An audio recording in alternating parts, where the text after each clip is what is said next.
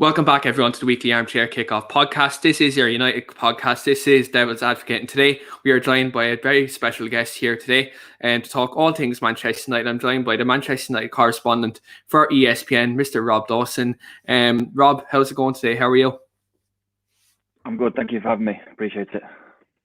No problem. No problem. It's an absolute pleasure and honor to have you on here this afternoon.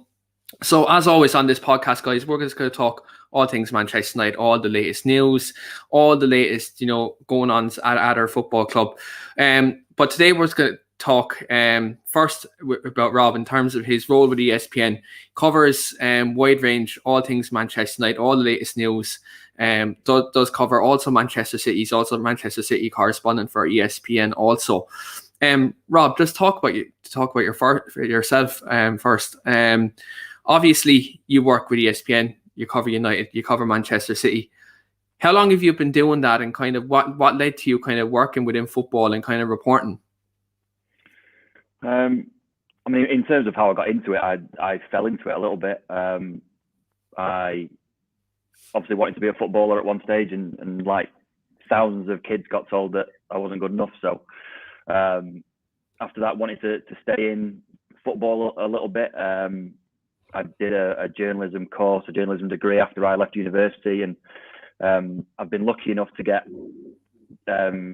jobs sort of straight away after my course, and worked at the Stockport Express briefly, and then went on to Manchester Evening News, where I was lucky enough to cover Manchester United and City, and then moved to ESPN about 2017. So I've been at ESPN for about 4 years now, and yeah, I mean it's a privilege really to be able to do it, to be able to watch football as a job. It's something that loads of people would love to do. So I'm very, very fortunate. Yeah, and especially like the fact that look, you have a love for football, and the fact from a young age you've had such an upbringing through it, and then I suppose to work in it, like it's like never working a day in your life. You're doing a job you thoroughly enjoy, and it's a real passion. It is, yeah. I mean, I would still be, if I wasn't working in football, I'd still be going to games. I'd still have my season ticket at the club I support, and I'd be going every week, the same as I was when I was 10 years old. So yeah, I mean, it's something that I would be doing anyway, and to be able to do it and call it work is fantastic. And as I say, it's a privileged position. I know that lots of people would like to do it, and I'm very, very fortunate. Yeah, absolutely. And look, again, as I said, like it's a case of never working a day in your life, because like you're covering the club you support. You're at games every week. You get to talk to the manager, the players, all different types of people who are connected to the football club. So again, kudos to yourself, and you do fantastic work with ESPN. So you're an absolute credit. Rob, kind of talk about Manchester United as a whole. First thing I'd like to start off with is the transfer window at the moment. The off-season, we're in the off-season now. Obviously, the European Championships are taking place. I know we're going to touch on that and just a little bit later on the podcast. But the transfer window, as we always know with Manchester United, is kind of always a whirlwind every year. There's rumours left, right and centre. There's always the biggest players in the world are always linked to Manchester United. Obviously, one of the biggest stories in kind of world football in terms of transfer rumours at the moment is Jadon Sancho. This saga has kind of been going on kind of the last 18 months. Now it looks like this summer the club looks to be closer than they were last year in terms of doing the negotiations with Borussia Dortmund for Jadon Sancho. What's the latest progress in this deal, and are you confident the club can kind of get this done? Yeah, I mean, you're right in what you say, that it is a lot closer now than it was sort of 12 months ago. I think something that kind of got missed a little bit last summer was that negotiations with Sancho's representatives took a lot longer than the club thought they would, and there was a lot of things that needed ironed out. Obviously, that set back the whole process, and at the end of the window, United were still left trying to negotiate a fee, and obviously that's not easy. And throw in the fact that Borussia Dortmund just didn't want to negotiate towards the end of the window because they wanted to have a set squad in place. It made the whole thing very, very difficult to do at the end. This summer, the process is a lot further along, a lot earlier in the window, which bodes well for Man United. A lot of the work with Jadon's representatives was done 12 months ago, and the negotiations this year have been described as smooth, which is is great news for United, because that is one of the obstacles that you have to get over. The other more difficult obstacle is obviously agreeing a fee. And Borussia Dortmund have been very strict in the way that they've handled negotiations. They haven't really wanted to negotiate over price an awful lot, because they are keen to get the biggest fee as possible at a time when clubs are struggling for money. And it's their right, obviously, to do that. And obviously United have their right to try and drive that price down as much as possible. What I think will happen this summer is that United will pay close to what Borussia Dortmund ask in terms of the actual fee that they are demanding. The sticking point at the moment is how that fee is structured. I think United would like to pay that fee over a longer period of time, whereas Borussia Dortmund want more of the money sooner. There's also the added complication of bonuses and what those bonuses would relate to in terms of the targets that Jadon would have to achieve in Manchester to have them triggered. Obviously, Borussia Dortmund would want those bonus payments to come quite quickly.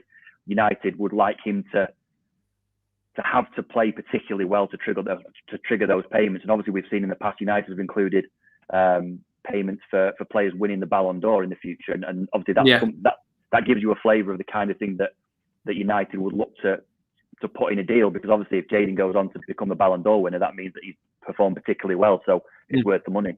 I mean, just in general terms, I think it is a lot closer. United particularly are very confident this time. Obviously, there's a little bit of a complication with the Euros, and obviously Jadon Sancho's with England, and that kind of delays things and complicates things a little bit.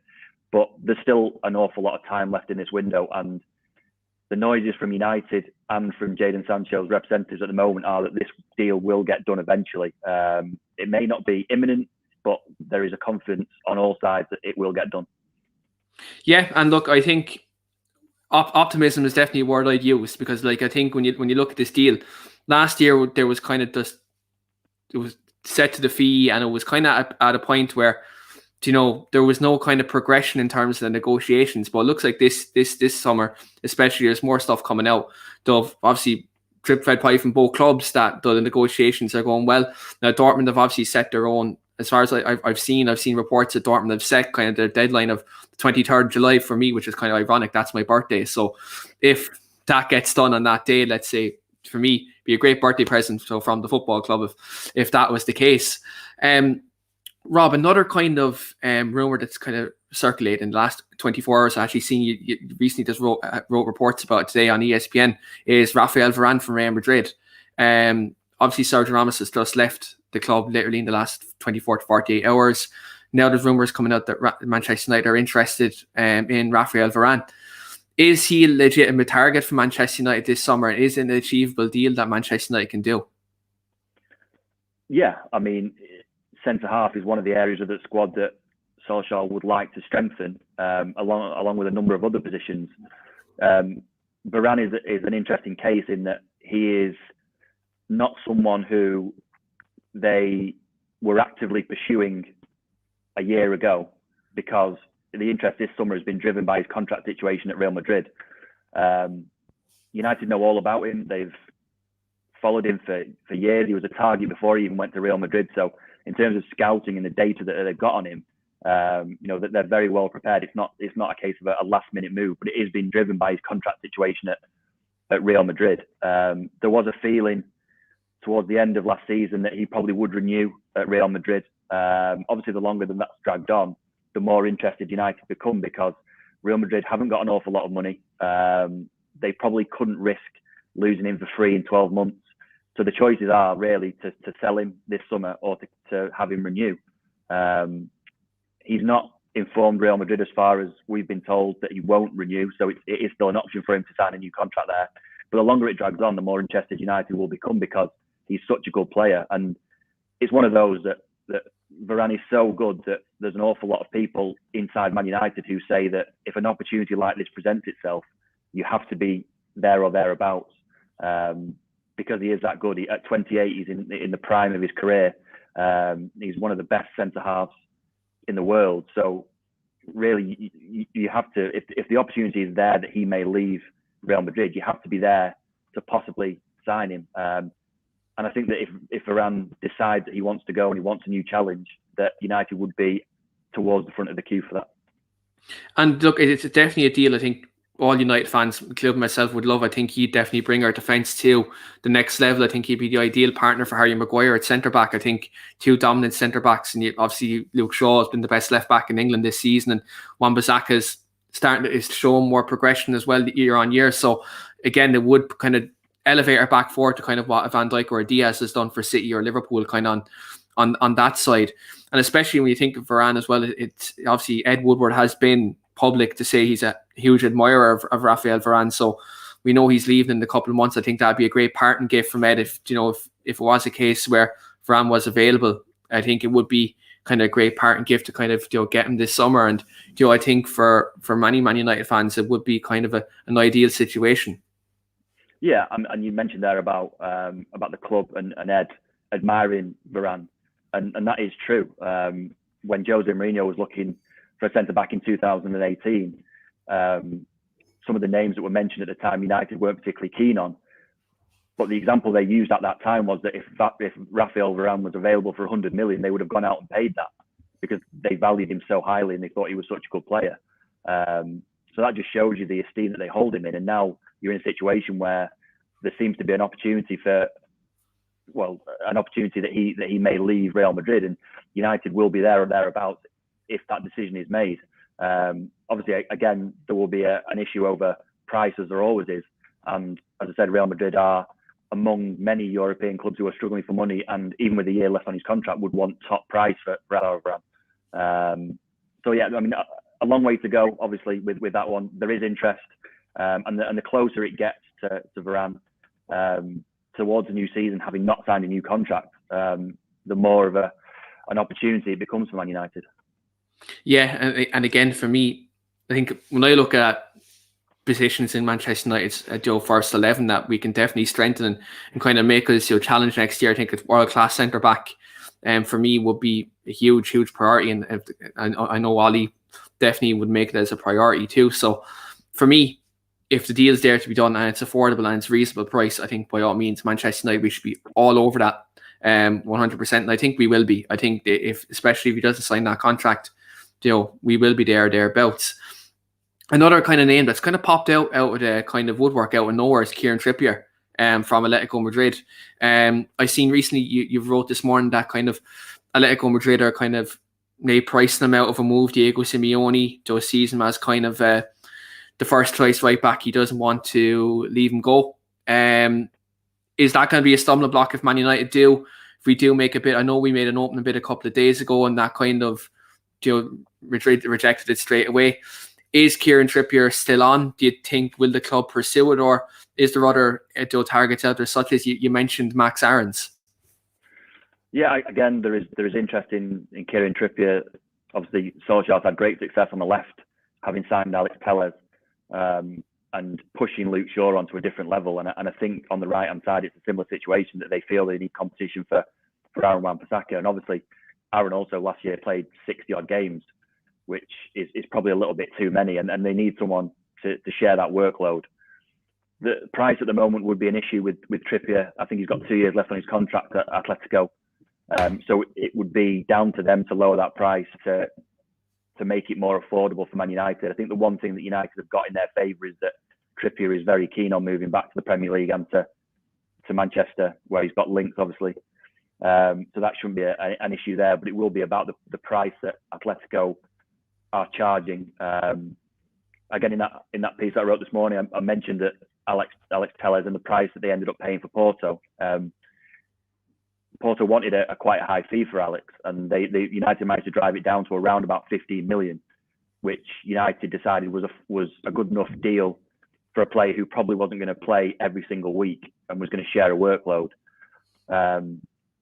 Kieran Trippier is 30 years old. United aren't going to pay 30 million plus for a 30-year-old with very little sell-on value, especially if he's coming to the club to share the duty at right back with Aaron Wan-Bissaka. So there is interest. There's obviously strong interest from Trippier's side to move back to the Premier League. But if a deal is going to be done, that price is going to have to come down a little bit.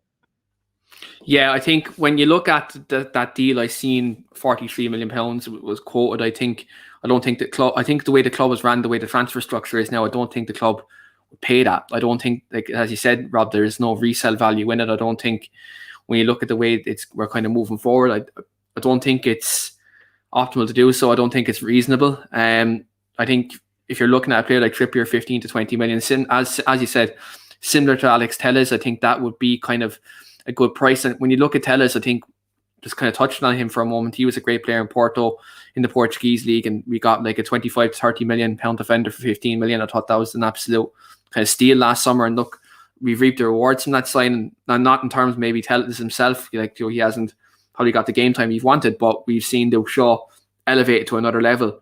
And as I touched on, he's been the best left back in England this season. He's back in the England fold. I think the evidence is there, though, that competition for places does make players thrive. And look, anytime Manchester United did have that, we did conquer, and we did win many titles. So I absolutely see where you're coming from. And again, look, I think Trippier would be a good signing that we've seen in games during the season. Sometimes with teams that sit back, we do struggle. And I think if we do add Sancho and Trippier to that dimension, there's a lot more tools that we can use to break teams down. And there will be a lot of threats that we can have. So for me, I think definitely 100% Trippier would be a good deal, but again, it has to be at a reasonable price for me. And hopefully, it's a deal we can get done. Rob, recently Sergio Ramos has just left Real Madrid in the last 48 hours. We've been interested in him for years, and he's kind of used United nearly as bait almost for new contracts down the years. Is this something that United will look at, considering his age and his wages? Or do you maybe think we'll prioritise maybe Rafael Varane more and pushing into the window?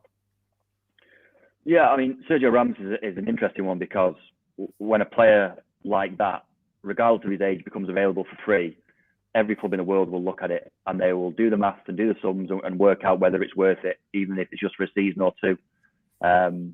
So there's no doubt that United have looked at it. At the moment, United are saying there's no interest in Sergio Ramos. That's at the moment. Whether that changes later in the window, depending on what else happens, you never know. And it has been, there has been examples of that happening with United in summers previous, where, at one stage they've said, no, look, we've looked at it and we're not going to pursue it. And then later in the window, depending on circumstance or players lowering their demands, or other players moving to places that they didn't expect, or not being able to secure targets, that their interest has revived a little bit. So as it stands, there isn't any interest from Man United. But again, that could change the closer we get to the deadline.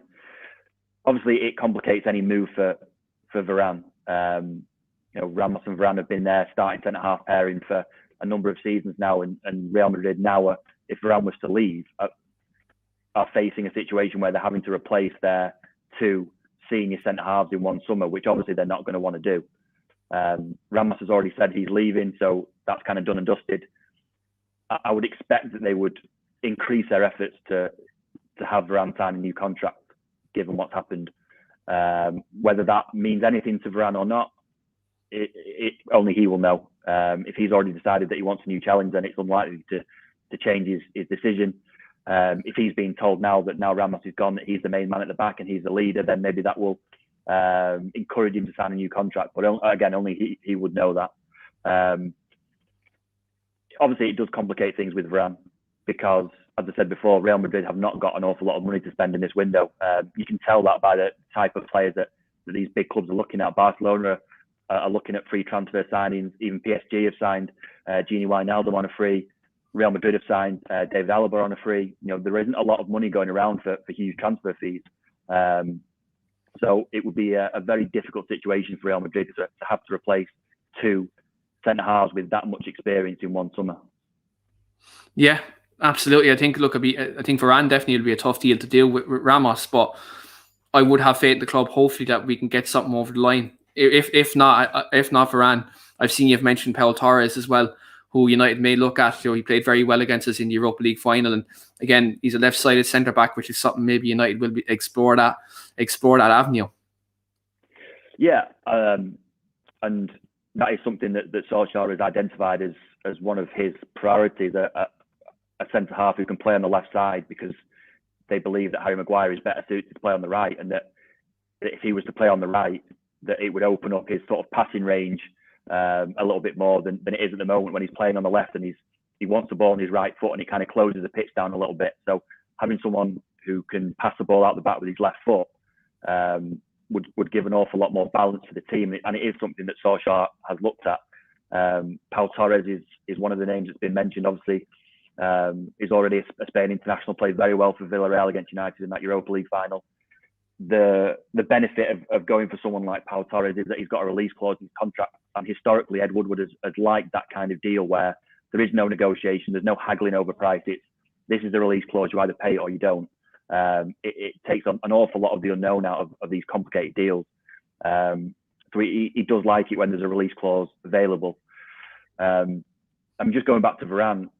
Ideally, Solskjaer would like a left-sided centre-half. Obviously, Varane is not that player, but because Varane is so good and so experienced and he's in the prime of his career, it still makes sense for United to look at it. It's not Solskjaer saying to the recruitment department, we have to sign a left-footed centre-half. It's about getting the best deal possible for the best player. And if that means that's Varane for a cut price fee because he's out of contract, then great. If it means having to go to Pau Torres, say, later on in the window, pay his release clause and get that balance that Solskjaer wants, again, great. It's not sort of black and white that United definitely want a left-sided defender. It's more getting the best deal for the best player possible to improve that squad. Absolutely. And again, like for me, I think a centre half helps a lot of problems. I think look, last season, I think we've seen some of the goals we conceded. We conceded a lot of set pieces. I think you get a centre half that's at a kind of a higher level, I think helps solve a couple of problems that we did kind of run into last season. Just like talk about kind of a few outgoings, Rob. Jesse Lingard, heavily linked with West Ham, had a very good loan spell, at the London Stadium. Is he a player who maybe we may look at keeping this summer, considering his form, or is this a case where we're going to have to maybe assess it through pre-season? Yeah, I mean, Jesse is a difficult situation for United now, given how well he's at West Ham. He's into the last year of his contract, so ultimately United are faced with three options: either they offer him a new contract this summer, they sell him this summer to someone else and try and get a fee, or risk having him leave for free in 12 months' time, which would be not a disaster, but it would be disappointing for United to lose a player of that quality for free, especially someone who's come through the academy. So Ole Gunnar Solskjaer never really wanted to loan him in January at all. He wanted to keep him. He wanted to keep him for squad depth, and it was Jesse in the end who pushed for that deal to go through because he wasn't playing enough games, he was of the opinion that he's in the prime of his career and he needs to be playing games. And he went to West Ham and proved himself right because he was fantastic. I don't think that he'll be going back to West Ham permanently. I think that he would like to play Champions League football if possible, and I think certainly his form towards the end of last season would warrant that. United have considered offering a new contract, but again, there's a doubt there whether Jesse would sign that because before he left for West Ham, he just wasn't playing. He wasn't starting. He wasn't even on the bench for an awful lot of games. And he's got a taste of first team football at West Ham, and obviously he took that opportunity with both hands. So even if United were to offer him a new long-term contract, there's no guarantee that he would take it anyway. I think that United, Jesse and Ole Gunnar Solskjaer are going to have to sit down at some point and try and thrash out some kind of agreement as to what his future holds. Because of all the players that could possibly leave this summer, Jesse Lingard would command the highest fee, given that he's back in the England squad or around the fringes of the England squad, of his age, of the goals that he scored for West Ham. So if you're looking to sell someone and bolster your transfer funds for players coming in, then Jesse is your best chance at that. I think the one thing from Jesse's point of view is that he wants to play games. If he's going to re-sign or sign a new contract at United or come back to United, he's going to want guarantees that he's going to play because he's 28 years old and he's not at the stage of his career where he's happy sitting on the bench or sitting in the stands. Whatever happens, I think that he's going to want to play games, whether that's at Man United next season or somewhere else. Yeah, look, I think for Lingard, I think this next period in his career is very crucial, especially as you said, like he's coming towards probably his best years. He's 28 now, so going on 29. So when you look at this, like 28 to 31, 32, like that's really prime, especially in Premier League anyway. And I think for him himself, I think it's very important for him to get assurances on playing games, whether that's at Manchester United or somewhere else. And I think when you look at the Lingard situation, I think when you look at the positions he plays in, like in this number 10 role off the left, off the right, the competition he has had at Man United last season was kind of a detriment, and that's why he didn't get as much games. Like he's competing with Bruno Fernandes. Look at the numbers he produced last season were off the scale. Marcus Rashford early on the season, I know his numbers due to injury and stuff like that kind of faded away towards the latter stage of the season, but Marcus Rashford was scoring a lot of goals off the left, in the first half of the season. And like Mason Greenwood is kind of seen as the future, and that he was playing off the right hand side as well. And when you really look at it, like even if you wanted to play him as a 9, you had Cavani who was scoring goals too. So like I think Lingard, when you kind of looked at the first 11 last season, he was very he was unfortunate of the competition he's had.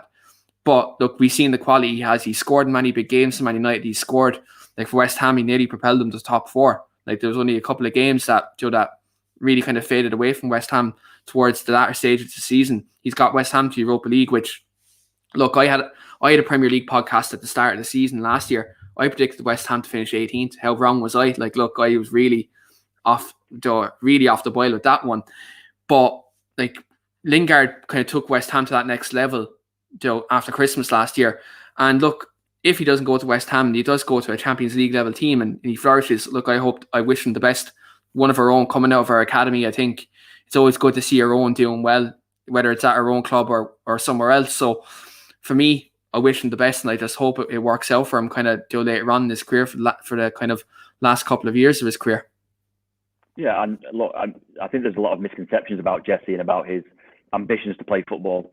And most of those are wrong. I mean, you will not meet a more committed, determined footballer, and he deserves an awful lot of credit for what he did at Man United last season. That he could have just sat there. He could have sat at Man United, taking his wage, training every day, and then going home at the weekends and watching the games on TV. And he didn't. He went to the manager in January and said, "I want to leave on loan. I want to go and play games." He backed himself to do well, and he backed it up with actions as well. So full credit to him, and I would expect him to be just as determined as this summer to make sure that he is somewhere where he's going to play football, because ultimately that's all he wants to do. Yeah, 100%. And look, the fact he got, I know he didn't get into the final 26, but the fact he got back into the England squad when it looked highly unlikely that he'd even be a thought at the start of the season for the England squad, I think that's a massive credit to his form in the second half of the season. And like, again, I just hope he can kind of, whether it's at our club or somewhere else, that he does get the football he requires to kind of continue his good form. Yeah. A player who's always kind of on the, I suppose, the lips of Man United fans is Paul Pogba.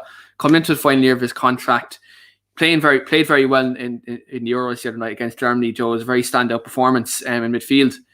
Coming into the final year of his deal, are you confident we'll get into a new contract? No. Confidence is not the word I would use. And that's not to say that I definitely think he'll be leaving either. I think he'll stay this summer. I don't think there is any money at all in Europe to pay a transfer fee and his wages to get him out of United this summer. There's just not the money there to pay a fee that United would want, and then on top of that to pay his wages as well. So I would expect him to stay this summer. And if he hasn't signed a new contract with United by then, obviously then it becomes a little bit of a standoff and who blinks first.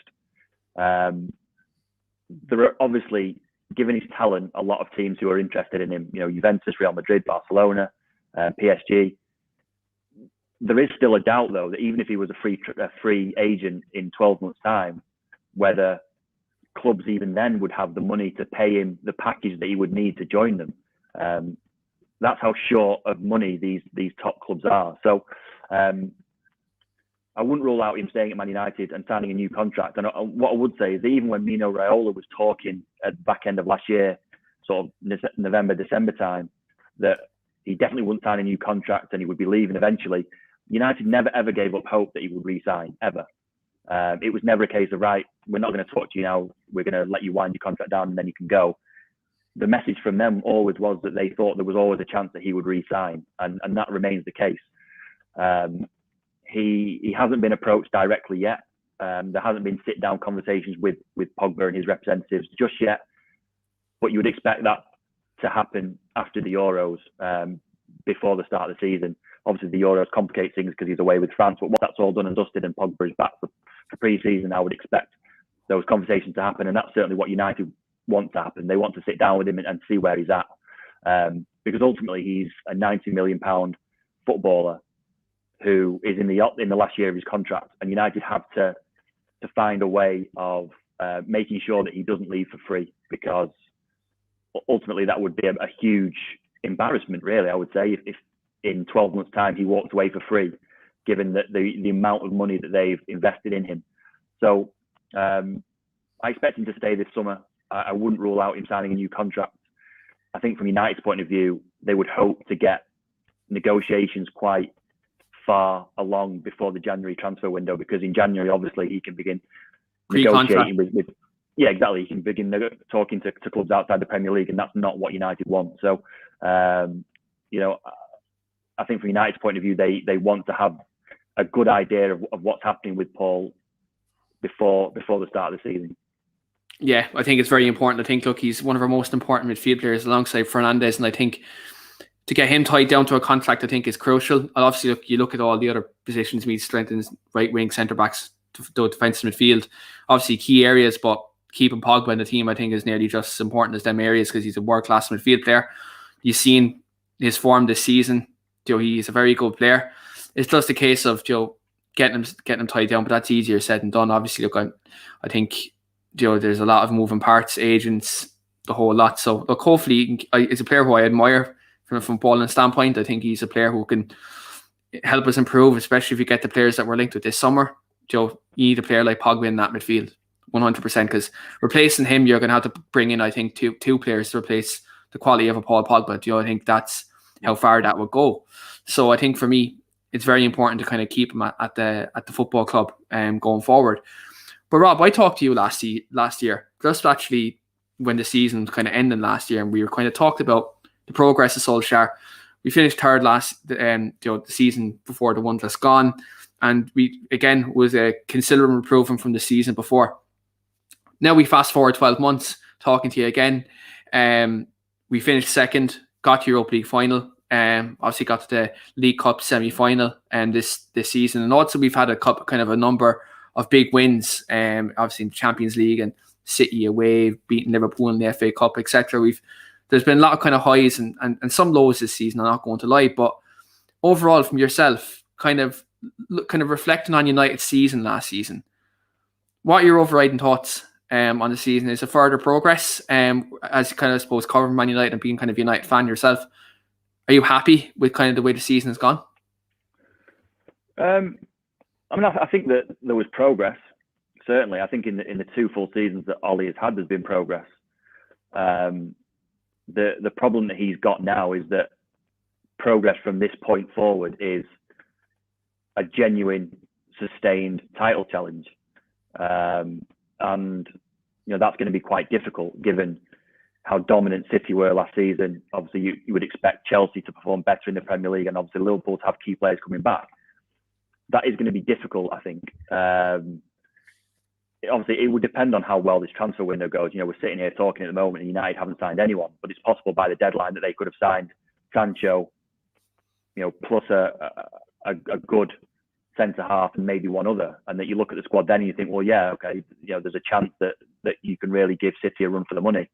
I think that obviously there are still questions about Solskjaer and whether he is the right man. I think that up to this point he's done a good job.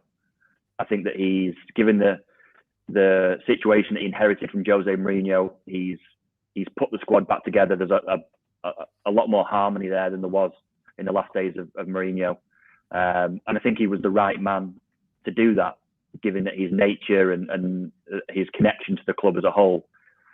I think the question mark now surrounds whether he is the right man to take them on from this point. Because as I say, you know, you finished third and that's great. at the time. You finished second, and that's an improvement. You know, you're not scrapping for top four anymore. From this point, though, you really need to be challenging for the Premier League title and getting into the latter rounds of the Champions League.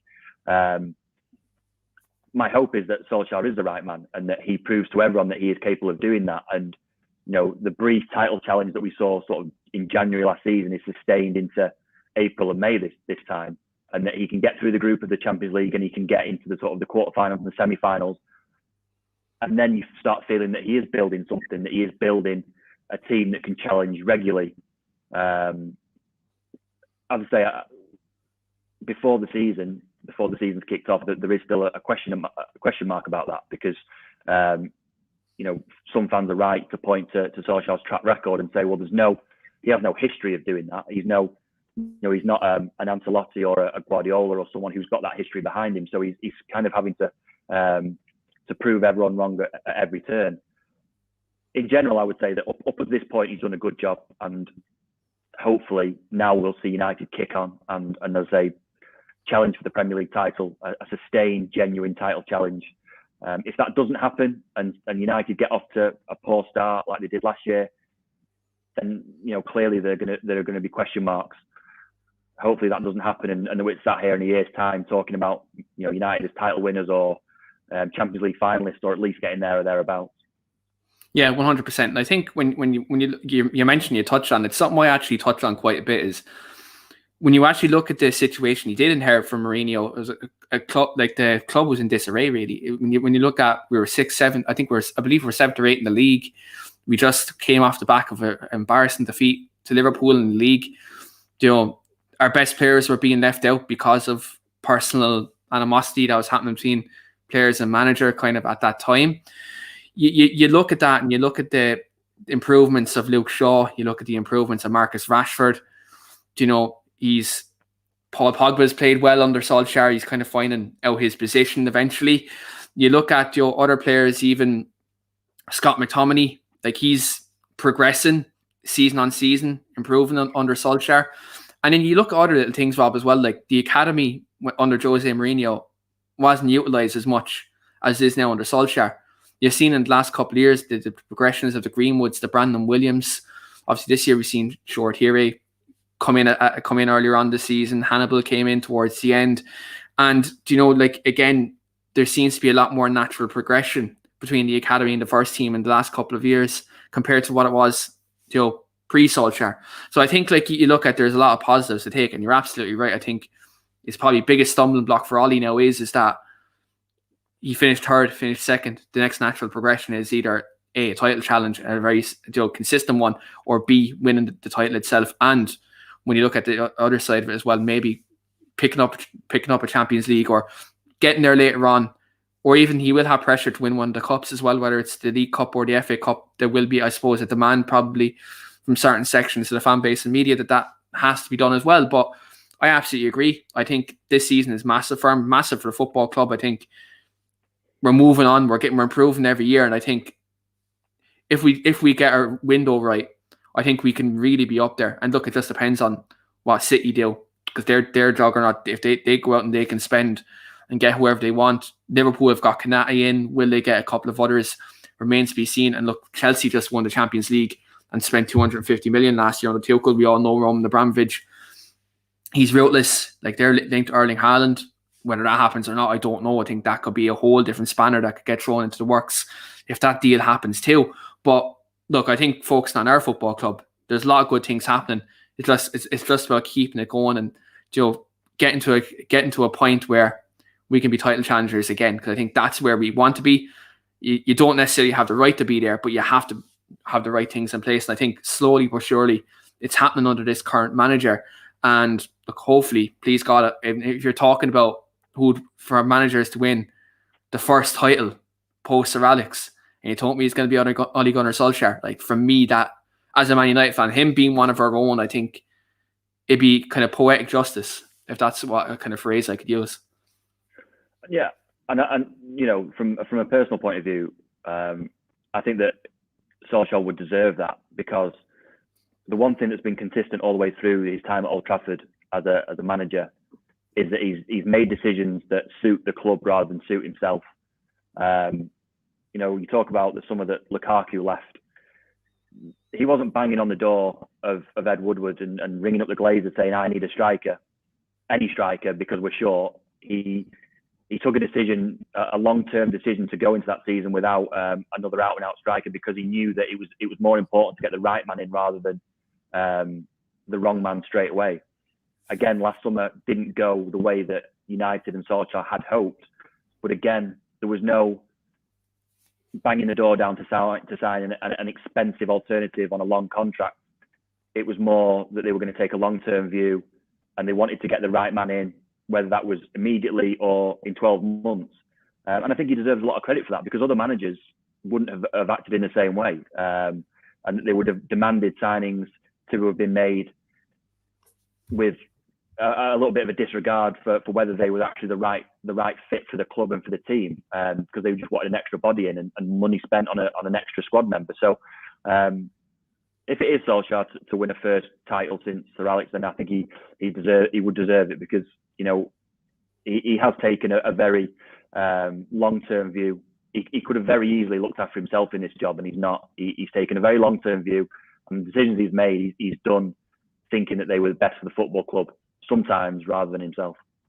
Yeah, and again, like it's very evident when you see that in certain things that happen. So yeah, look, I absolutely agree. If that happens, look, for me, I think as Man United fans, the feel-good factor would definitely be there. And look, next season we're going to be back to, hopefully, pandemic providing, we're going to be back to a full 76,000. And look, I think for all of us, it'd be great to kind of go back to normal, and hopefully we see football and maybe a trophy kind of next season. I think that'd be great for all of us to see.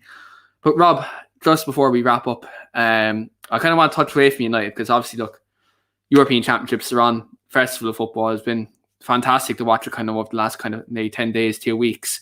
Obviously, big game today. England against Scotland, derby game for yourselves. Obviously, me being Irish, I don't have a horse in this race, but look, I'm very excited to kind of watch this game later on tonight at 8 o'clock.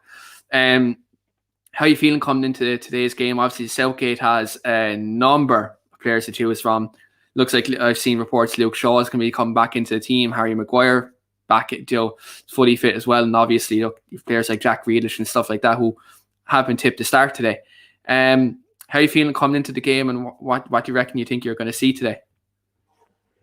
Yeah, I mean, you've touched on it there. The options that Southgate has got available are frightening, really. That, a player in Jadon Sancho, who we're all talking about as being a sort of an £80 million signing for Man United this summer, wasn't even in the squad for the Croatia game, which just says it all, really. And you mentioned there Luke Shaw. I thought Luke Shaw was the best left back in the Premier League last year, and he didn't start the game against Croatia, which just shows the strength and depth that they've got. I've got a sneaking feeling that Scotland may get something. I watched their game against the Czech Republic on Monday, and I didn't feel that they did an awful lot wrong, to be honest. They weren't clinical in front of goal, but they did create chances. And the lad has scored a great header and then an absolute wonder goal from close to the halfway line to win the game. So I don't think they actually did an awful lot wrong. And if there's a game that Scotland are going to lift their level, it's going to be against England at Wembley. And I've got a sneaking feeling that they may just nick something tonight. I have a lot of English and I have a lot of Scottish people on this podcast who come on regularly, weekly, and Greg, I shout out to Greg. He's one of our hosts here on the Man United podcast. He's a Scotsman, and he's predicting a Scott McTominay winner from 25 yards tonight. He predicts a Scott McTominay winner from 25 yards, and he's also going to make a bet that, and he said it live on the podcast, if Scott McTominay scores a winner from 25 yards, he has to get a tattoo of McTominay, which, look, for me, we're all holding him to it. We're all holding him to it. So he's been caught in 4K, so it's all live and it's all there. So if that happens, look, he has to do it. But look, for me, from an outsider's point of view, I think, look, it's one of these things where it's a derby game, isn't it? Like, it's, Scotland are going to be really up for it. I think obviously England are going to be really up for it too, but it's just a matter of who wants it more. I think form quality sometimes in these games does go out the window. I think we see that domestically. I think you're like, when you watch England Scotland today, it's going to feel like more like a Premier League game than probably an international game, because a lot of these players have played against each other in like the Premier League. They've maybe, obviously, a couple of them Scots players have played Championship, those Scott, like the SPL as well. So there's going to be kind of a real kind of derby feel to it, a real kind of Premier League style game to it, and I think that's what's it's going to be good to watch. In terms of that, but like when you look at England in this European Championships, Rob, obviously there's a lot of top teams in here, such as, you know, we've seen France the other night played very well. Portugal, Ronaldo, like, look, is still 36 years of age and he's still banging in goals. Italy seemed like a very formidable side too. I kind of said I fancied them to do well in this tournament. A lot of people are fancying Turkey, but I think this is probably obviously a tournament too early for them. When you look at England and you kind of assess their overall team, you look at kind of your rivals out there, how far do you think England can go in this European Championship? Well, I must say I was a little bit more impressed than some people in the way that they played against Croatia. I thought that they controlled that game for long spells. Obviously, the scoreline could have been more flattering, but you know, tournament football is difficult. And it is hard to judge off one game, and you'll probably know more about England after the Scotland game, and obviously after the Czech Republic game. I think the problem that England have got is that if they win that group, they're going to run into the second place team from that group of death with Portugal, Germany, and France. So that is obviously going to be a problem. And I think other big nations have got an easier route into the latter rounds, and you pick some of them there.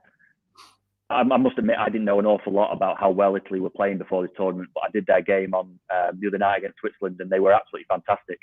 You look down the team sheet, and there's perhaps not the stars that you've seen from other Italian teams in the past, but the way that they played and the way that Mancini's got them playing as a unit was absolutely fantastic. They are incredibly well drilled, and they just don't concede goals, which in tournament football is a wonderful thing to be able to do. So, are England going to win it? I would be surprised. They're going to have to improve, especially because they're going to have a huge game in the last 16. And the quality that the likes of Italy, France, Belgium last night as well. All the quality that all those three teams have, it's going to be very, very difficult for England to get past them. Yeah, I think when you probably assess England, I think probably semi-finals is probably bare minimum. I think they should expect when you look at, I think Germany. When you look at kind of they're an aging squad, but they still have a lot of experience in there. I think you look at France, N'Golo Kante and Paul Pogba in the middle of the park. And Kante does all the defensive work. Pogba gets that freedom to go forward. Adrien Rabiot, in midfield is obviously very good. And then look, Benzema. I think that's been very true by Didier Deschamps for getting him back into the fold for this. When you consider the group of death they have with Portugal and Germany, look, as we mentioned with Portugal, like they have Diogo Jota, Bruno Fernandes, Cristiano Ronaldo, João Felix, who doesn't even start for him. Like, so I think when you really look at it, there's a lot of top teams there. I think Italy, again, they're very well set up team. Roberto Mancini has them set up well. And look, you can't even, you mentioned Belgium, not many people are talking about them. And like, look, Kevin De Bruyne came back into the side last night, and as much as it sickens me to say as a United fan, played very well. I'd be a very big advocate of Bruno Fernandes, but to see De Bruyne come back in and kind of play well, I think the rivals of Belgium will kind of have to keep an eye on them, because I think they're a team who can do well. I think Spain would be up their way for the fact they have a lack of a number 9. I think Morata probably doesn't cut the mustard for him. Like previous years, they've had Torres, they've had David Villa, players like that. Fabregas played in the false 9 in the Euro 2012. So I think when you look at England's rivals, their biggest threats are definitely France, Germany, Portugal, Belgium. They would be the teams England and Italy, you'd have to look out for. But look, you never know. England have a lot of quality. Grealish, Sancho, Rashford, Kane, Sterling. Like you go through England's squad, it's absolutely ridiculous. And then look, the fact that England were able to pick 4 right backs and still have a tremendous squad everywhere else, like for me, I look at envy obviously from my end, because look, my team aren't even in it. Like, we're not even there to make up the numbers. But you do really look at England's squad. It's like you look at the progression in the last, let's say, 5 years, from the 17s all the way up to now. There's really a good crop of talent coming in through England, and I think if not this tournament, but I think they're not too far away. I think from winning something. I think if it's not this year, I think you maybe look at that 2022 World Cup in the winter. That may be the target tournament for Southgate. Yeah, I mean, I think that looking at it now, that tournament, I think even from the FA's point of view, from some of the things that they've said privately, that the 2020 World Cup is is winnable in their opinion, probably more winnable than this tournament, even though the late rounds are going to be staged in London at Wembley. So you're right. I mean, it is still quite a young squad, and they should only improve. And if you can keep that core group together, staying fit and in form and stuff, I think that the next World Cup would be a little bit more realistic. But as you say, look, you never know. England have got a lot of quality in this squad for this tournament. They're playing at home in the majority of games. The later rounds are going to be at home as well. So there is a very real possibility that England could go and win it, because ultimately, tournament football can be very, very strange. It's not always the team with the best players that win it. It's sometimes about how you manage the tournament. And if Southgate can manage the tournament in the way that he did for the most part in Russia at the last World Cup, then you never know. They should be there or thereabouts. Yeah, 100%. Nice. I think semi-finals, probably semi-finals plus, I think it's really good for England here in this tournament. But Rob, we're going to wrap it up there. It's been a tremendous conversation. Enjoyed having you on the podcast again. So thanks very much for coming on this afternoon. It's been an absolute pleasure. For our viewers, we will be back next week. Myself and Shane will be starting our Manchester United Academy podcast. That will be starting next week. So do please check that out. And this is going to be available across your YouTube and also Spotify and other podcast platforms. So do check that out. But again, thanks very much to Rob for coming on. It's been an absolute pleasure, and I hope you enjoy the game later. Thanks a lot. Appreciate it. Thanks, Rob. Thanks very much for coming on. Cheers.